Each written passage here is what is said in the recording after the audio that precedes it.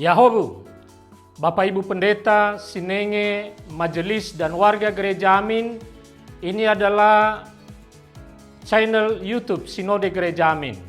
Karena itu, bagi yang mencintai Gereja Amin, tontonlah, subscribe, like, dan bagikan. Gereja Amin yang tangguh, mandiri, dan peduli. Tuhan Yesus memberkati.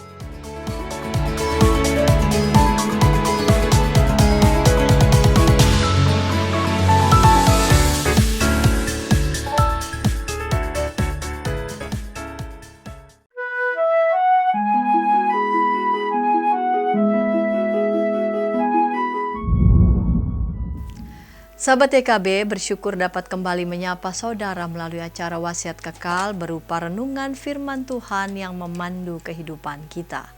Saya Pendeta Santiani Manurung dari GKI Kria Merpati Mas.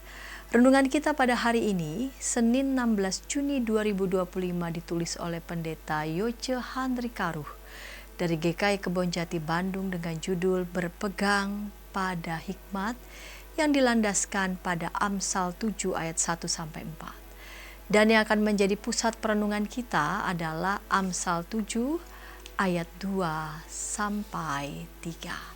Sebelum membaca firman Tuhan, mari kita berdoa. Bapa Surgawi, kami mau mendengarkan firman-Mu. Kami mohon bimbingan Bapa melalui kuasa Roh-Mu yang kudus. Dalam Kristus kami berdoa. Amin. Sahabat, saya akan bacakan untuk kita Amsal 7 ayat 2-3. Dengarkanlah firman Tuhan. Berpeganglah pada perintahku dan kau akan hidup. Simpanlah ajaranku seperti biji matamu. Tambatlah semuanya itu pada jarimu dan tulislah itu pada loh hatimu.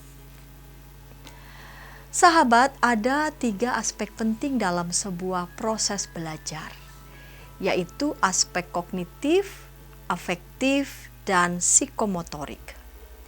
Aspek kognitif berkaitan dengan kemampuan untuk mendengarkan apa yang diajarkan sehingga pengetahuan dan wawasan berpikir kita menjadi bertambah luas. Aspek afektif menekankan bahwa apa yang telah dipelajari harus dipahami serta mengubah pola pikir dan sudut pandang kehidupan kita menjadi semakin baik. Pada akhirnya, semua yang dipelajari dan dipahami itu harus nyata dalam praktek kehidupan sehari-hari. Inilah yang disebut aspek psikomotorik. Amsal kita pada hari ini juga berbicara mengenai proses pendidikan. Amsal mengatakan berpeganglah pada perintahku. Bagaimana cara berpegang pada hikmat Tuhan?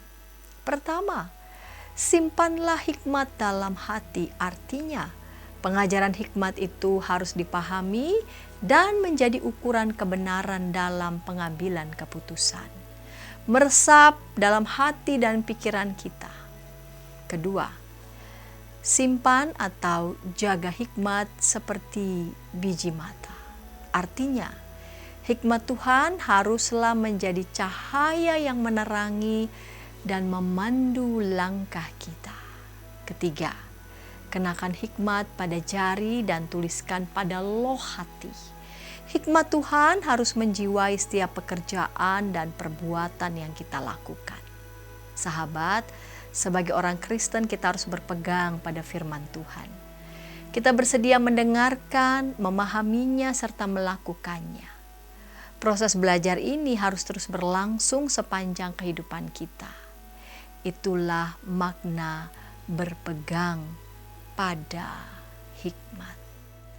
Jika ada di antara sahabat TKB TV ingin didoakan, dapat menyampaikannya ke nomor 081281889191.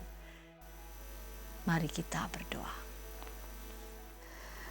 Bapa di surga,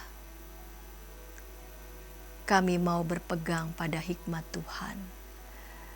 Dengan kami sungguh mendengarkan pengajaran Tuhan, menyimpannya, merenungkannya, dan menjadikan hikmat Tuhan sebagai satu-satunya sumber pertimbangan kami sebelum kami mengambil berbagai macam langkah keputusan dalam hidup kami pribadi, keluarga, gerak pelayanan gereja, ataupun dalam kiprah kami berbangsa bernegara.